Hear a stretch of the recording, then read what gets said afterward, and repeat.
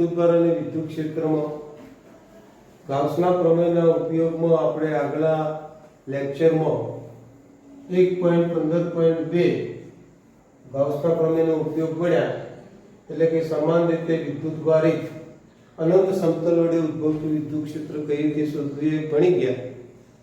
હવે ત્રીજો ઉપયોગ છે એનો 1.15.3 એટલે ઉપયોગ નંબર 3, સમાન રીતે વિદ્યુતભારિત પાતળી ગોળાકાર કવચ વડે ઉદ્ભવતું વિદ્યુત ક્ષેત્ર આપણે કઈ રીતે શોધવું. તો એના માટે પણ ગાઉસના નિયમનું કથન જે આપણે હતું એને ધ્યાનમાં લઈ લઈએ. ગાઉસના નિયમના કથનનું ગાણિતિક સ્વરૂપ આપણે આ રીતે વિચારીશું. Flux phi E sigma delta S, બધા જ ક્ષેત્રફળ ખંડો delta S cos theta delta Q પણ એપ્સિલોન 0. થીટા આપણે કઈ રીતે લઈએ છીએ, ક્ષેત્રફળ સદિશ કઈ રીતે લઈએ છીએ, કુલ વિદ્યુતભાર કઈ રીતે ગણીએ છીએ, એની સંપૂર્ણ માહિતી આપણે મેળવી ચૂક્યા. હવે આપણે શરૂઆત કરીએ સમાન રીતે વિદ્યુતભાર એક પાતળી ગોળાકાર કવચ. મિત્રો કવચ એટલે શું? તો પાતળી ગોળાકાર ડિશ જે આપણે વિચારીએ ડિશ, એ ડિશને આપણે કવચ કહી દઈએ. તો અહીંયા આગળ આપણે ધારો કે કેપિટલ R ત્રિજ્યાની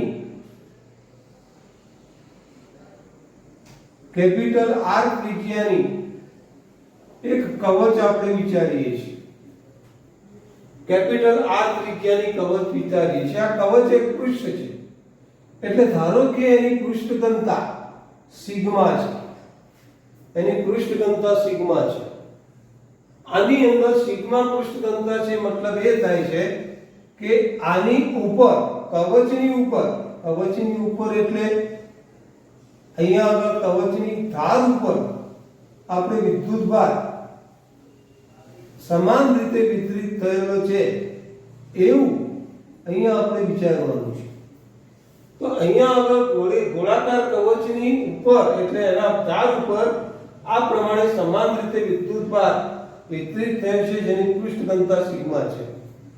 મિત્રો એક વસ્તુ આપણે વિચારી શકીએ કે આ દરેકે દરેક વિદ્યુતભાર છે એનું વિદ્યુત ક્ષેત્ર ધનમાંથી બહાર તરફની દિશામાં આપણે વિચારીએ છીએ.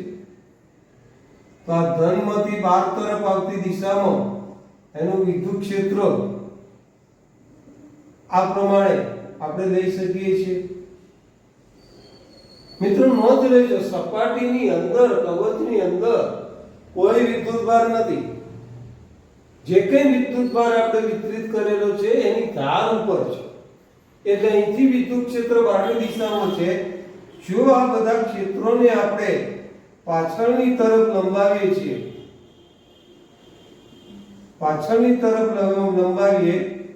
તો આપણે એવું કહી શકીએ કે આ વિદ્યુત ક્ષેત્ર એ કવચના કેન્દ્રમાંથી જાણે કે બહાર આવતું હોય એ રીતના વિદ્યુત ક્ષેત્ર મળે છે. એટલે આવા વિદ્યુત ક્ષેત્રને આપણે ત્રિજ્યાવર્તી દિશામાં વિદ્યુત ક્ષેત્ર છે એવું આપણે જાણી શકીએ. હવે એનાથી આપણે એ જાણવું છે કે ભાઈ કવચ વડે ઉદ્ભવતું વિદ્યુત ક્ષેત્ર કઈ રીતે મેળવીશું. તો ફરીથી જ આપણે આવી R ત્રિજ્યાની આવી એક ગોળાકાર કવચ વિચારીએ. એના પર ધન વિદ્યુતભાર સમાન રીતે વિતરિત થયેલો છે એવું વિચારી શકીએ. સાથે એની પૃષ્ઠ ઘનતા સિગ્મા છે. તો હવે આપણે આ કવચ પર પથરાયેલા સમાન રીતે વિતરિત થયેલા વિદ્યુતભારથી વિદ્યુત ક્ષેત્ર શોધવાની બે સંભાવના છે. પહેલી સંભાવના એ છે કે ભાઈ કવચની અંદર આપણને વિદ્યુત ક્ષેત્ર મળે. બીજી સંભાવના છે કવચની બહાર પણ વિદ્યુત ક્ષેત્ર મળે. એટલે કે પહેલી સંભાવના કવચની અંદર વિદ્યુત ક્ષેત્ર, બીજી સંભાવના કવચની બહાર વિદ્યુત ક્ષેત્ર. તો પહેલી સંભાવના આપણે વિચારીએ કે ભાઈ કવચની અંદર એનું વિદ્યુત ક્ષેત્ર કેટલું મળે. તો જ્યારે આપણે આકૃતિ દોરતા હતા એ વખતે જણાવ્યું હતું કે ભાઈ કવચ પર જે વિદ્યુતભાર છે એ કવચની ઉપર છે, એની અંદર વિદ્યુતભાર નથી. અને આગળ મેં તમને સમજાવ્યું કે આ ફ્લક્સ ફાઈ શૂન્ય ક્યારે હોય, તો એનો કુલ વિદ્યુતભાર શૂન્ય હોય ત્યારે. એનો મતલબ એ થયો કે કવચની અંદરના વિસ્તારમાં વિદ્યુતભાર નથી, એટલે કે કવચની અંદરના વિસ્તારમાં વિદ્યુત ક્ષેત્ર શૂન્ય છે. એનો અર્થ એ થયો કે ગાઉસના પ્રમેયના જમણી બાજુના પદ અનુસાર phi sigma q upon epsilon 0, sigma q આપણને શૂન્ય મળે, પરિણામે એનું ફ્લક્સ શૂન્ય છે. જો જમણી બાજુનું પદ શૂન્ય મળે છે તો E બરાબર sigma delta S cos theta શૂન્ય મૂકો તો અંદરના વિસ્તારમાં વિદ્યુત ક્ષેત્ર શૂન્ય થાય. બરાબર યાદ રાખજો મિત્રો કે પાતળી ગોળાકાર કવચની અંદરના વિસ્તારમાં વિદ્યુત ક્ષેત્ર શૂન્ય થાય. કેમ શૂન્ય થાય? તો અંદરના વિસ્તારમાં કોઈ જ પ્રકારનો વિદ્યુતભાર નથી, માટે સિગ્મા q શૂન્ય મળે છે. કે કવચની બહારના વિસ્તારમાં કેટલો વિદ્યુતભાર મળે, તો કવચની બહારનો વિસ્તાર, મિત્રો કવચની બહારના વિસ્તારમાં આપણે કોઈ બિંદુ P ધારીએ. આ P કેન્દ્રથી ધારો કે સ્મોલ r અંતર પર છે, એટલે કે r is greater than r, મતલબ કે P બિંદુનું કેન્દ્રથી અંતર આ એ કવચની ત્રિજ્યા કરતા મોટું છે. એનો અર્થ એ થયો કે P બિંદુ બહારના વિસ્તારમાં છે. હવે ગાઉસના પ્રમેયનો ઉપયોગ કરવા માટે એક આપણે બંધ સપાટી એટલે કે ગાઉસિયન પૃષ્ઠ વિચારવું પડશે. તો ગાઉસિયન પૃષ્ઠના સંમતિના આધારે આવું આપણે ગોળાકાર પૃષ્ઠ વિચારી શકીએ. આવું ગોળાકાર પૃષ્ઠ આપણે વિચારી શકીએ. તો આ જે છે એ ગાઉસિયન પૃષ્ઠ છે. આકૃતિમાં r ત્રિજ્યાનું એક આપણે ગાઉસિયન પૃષ્ઠ વિચારીએ છીએ. આ ગાઉસિયન પૃષ્ઠની ત્રિજ્યા કવચની ત્રિજ્યા r કરતા મોટી છે. હવે આપણે ગાઉસના પ્રમેયનો ઉપયોગ કરી અને આ હકીકત શોધી કાઢીએ. તો સૌથી પ્રથમ ડાબી બાજુના પદ વિશે વિચાર કરીએ. તો આમાં સૌથી આપણે વિચાર કરવો પડે કે બહારના બિંદુએ વિદ્યુત ક્ષેત્ર અને ક્ષેત્રફળ સદિશ કઈ પરિસ્થિતિમાં છે. તો બહારના બિંદુ આગળ ધારો કે P બિંદુ આગળ આપણે આવું એક સૂક્ષ્મ પૃષ્ઠખંડ વિચારીએ. વિદ્યુત ક્ષેત્ર અહીંયા છે, તો આપણે જાણીએ છીએ કે વિદ્યુત ક્ષેત્ર તો આ પ્રમાણે બહાર તરફ આવતી દિશામાં છે. આ વિદ્યુત ક્ષેત્રની દિશા. આપણે જે પૃષ્ઠખંડ વિચાર્યો છે એનો ક્ષેત્રફળ સદિશ હંમેશા મિત્રો પૃષ્ઠનો ક્ષેત્રફળ સદિશ પૃષ્ઠથી બહાર તરફ લંબ રૂપે બહાર તરફ આવતી દિશામાં હોય તો આ પૃષ્ઠનો ક્ષેત્રફળ સદિશ આપણે વિચારીએ તો આ પ્રમાણે બહાર તરફ આવતી દિશામાં હોઈ શકે. એનો અર્થ એ થયો કે બહારના બિંદુએ કોઈ પણ બિંદુ આગળ વિદ્યુત ક્ષેત્ર અને ક્ષેત્રફળ સદિશ સમાંતર હોય છે, મતલબ કે થીટા શૂન્ય હોય છે. તો બહારના બિંદુ આગળ થીટા જો શૂન્ય લેવામાં આવે તો ડાબી બાજુનું પદ E ડેલ્ટા S આપણને આ રીતના મળે ફ્લક્સ ફાઈ. હવે વિચારવાનું છે કે ડેલ્ટા S એ શું છે. તો ડેલ્ટા S એટલે આવા બધા સૂક્ષ્મ પૃષ્ઠખંડોનો સરવાળો જેને આપણે S કહીએ તો એ આપણને ES મળે. તો S એ શું છે? તો ગાઉસિયન પૃષ્ઠ વડે ઘેરાયેલી સપાટીનું ક્ષેત્રફળ. હવે એનું જે ક્ષેત્રફળ થશે મિત્રો એ S બરાબર ત્રિજ્યા r છે સ્મોલ r 4πr² છે અને પરિણામે ડાબી બાજુના પદમાં E 4 પાઈ r સ્ક્વેર આ આપણને ડાબી બાજુનું પદ મળે. તો બરાબર અહીંયા ધ્યાનમાં રાખજો કે બાળના બિંદુએ આપણે જે બિંદુએ વિદ્યુત ક્ષેત્ર શોધવું છે એ બિંદુએ ક્ષેત્રફળ સદિશ અને વિદ્યુત ક્ષેત્ર સમાંતર છે એટલે કે θ શૂન્ય થાય.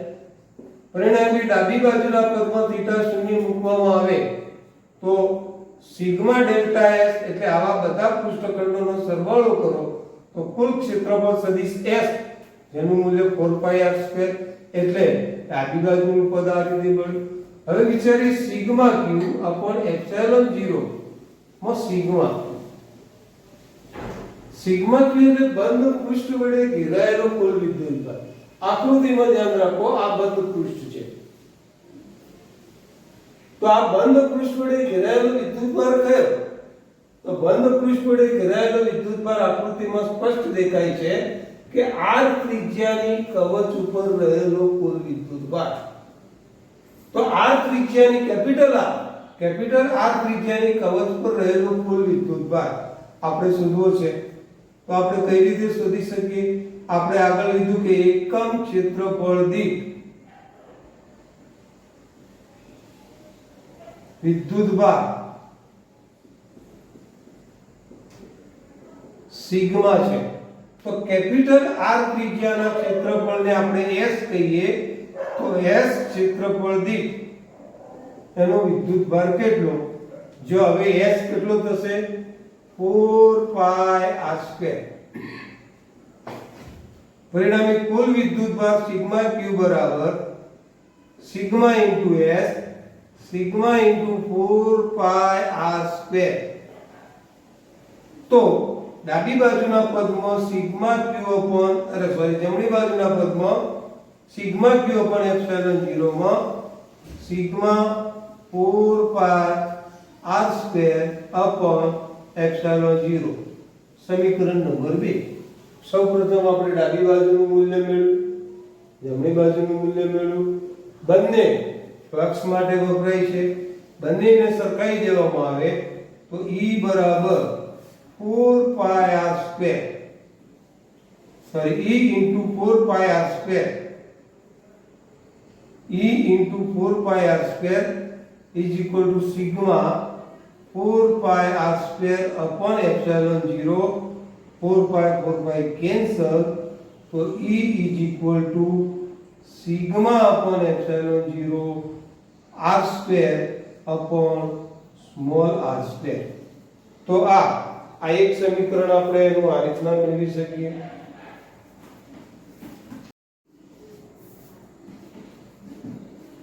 મિત્રો પૃષ્ઠ ઘનતાની સાપેક્ષમાં એનું સમીકરણ E બરાબર sigma r square epsilon 0 into r square. પણ વિદ્યુતભારની સાપેક્ષમાં આપણે એનું સમીકરણ મેળવવું હોય તો હાલ આપણે જોયું કે કુલ વિદ્યુતભાર Q બરાબર 4 પાઈ r સ્ક્વેર ઇન્ટુ સિગ્મા. તો સિગ્માની કિંમત કેટલી મળે? Q અપોન 4 પાઈ r સ્ક્વેર જેટલી મળે. આ કિંમત સમીકરણ આ સિગ્માની કિંમત જે છે એ આપણે સમીકરણ 1 માં મૂકી દઈએ તો સિગ્માની કિંમત થશે E is equal to 1 upon 4 pi capital R square ગુણ્યા 1 upon epsilon 0 R square upon small r square into Q. E is equal to Q upon 4 pi r square sigma ની કિંમત મૂકી 1 upon epsilon 0 r square upon r square. તો અહીંથી આપણે r square ઉડાડી દઈએ. એનો અર્થ એ થાય કે આપણને જે ઇક્વેશન મળશે 1 upon 4 pi epsilon 0 Q upon r square જેટલું મળે. 1 upon 4 pi epsilon 0 ને તમે k કહો તો q upon r square જેટલું મળે. મિત્રો આ જ સમીકરણને સદિશના રૂપમાં લખવામાં આવે તો 1 upon 4 pi epsilon 0 q upon r square caret of r વડે દર્શાવી શકાય. તો ધ્યાન રાખજો કે વિદ્યુત ક્ષેત્રનું એક સિગ્માના સ્વરૂપમાં એનું સમીકરણ, બીજું ક્યુના સ્વરૂપમાં એનું સમીકરણ આપણે આ રીતના મેળવી શકીએ. હવે એક આપણે એપ્લાઇડ વાત કરી દઈએ.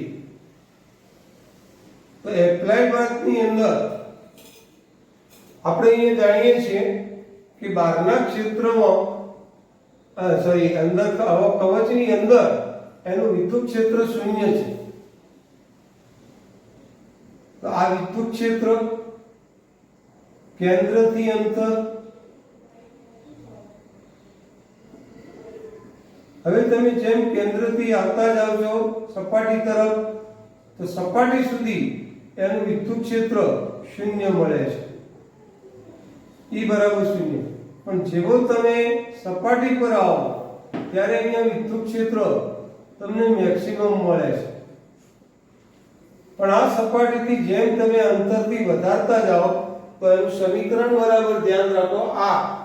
તો આ વિદ્યુત ક્ષેત્ર બહારના વિસ્તારમાં E ચલે છે 1/r², એટલે અંતરના વર્ગના વ્યસ્ત પ્રમાણમાં છે. ધ્યાનમાં રાખજો કે જેમ સપાટીથી અંતર વધારતા જશો તેમ એનું વિદ્યુત ક્ષેત્ર 1/r² અનુસાર ઘટતું જાય. પરંતુ કેન્દ્રથી સપાટી સુધી કોઈ પણ વિસ્તારમાં અહીંયા આગળ એનું વિદ્યુત ક્ષેત્ર શૂન્ય છે. સપાટીથી તમે અંતર વધારો એનું વિદ્યુત ક્ષેત્ર ઘટતું જાય 1/r² અનુસાર. એટલે એનો ગ્રાફ મિત્રો આપણે આ રીતના વિચારી શકીએ. આપણે આવા જે મુદ્દા છે, નાના નાના મુદ્દા અગત્યના, કે જે MCQ સોલ્વ કરવા માટે મદદરૂપ થઈ શકે છે.